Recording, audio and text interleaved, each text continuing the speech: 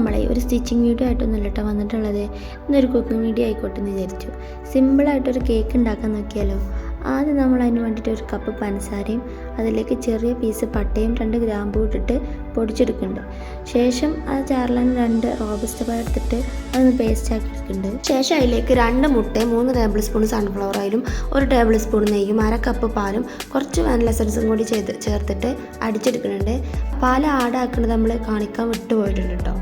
ഇത് നന്നായിട്ടൊന്ന് മിക്സാക്കി എടുത്തതിന് ശേഷം ഒരു ബൗളിലേക്ക് മാറ്റുന്നുണ്ട്.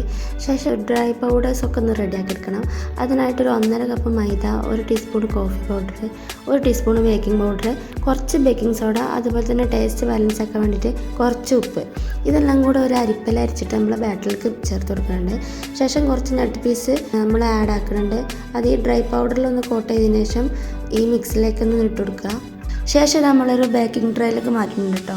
ഇനി അതിൻ്റെ മുകളിൽ കുറച്ച് നട്ട് പീസസും കൂടി ഇട്ടിട്ടുണ്ട്. അലങ്കാരത്തിന് ഒരു കുറവൊന്നും വേണ്ടെന്നേ. കുറച്ച് തിക്കായിട്ടുള്ള ബാറ്റർ ആയിട്ടാണ് കേട്ടോ ഇത് കിട്ടുന്നുണ്ടാവുക.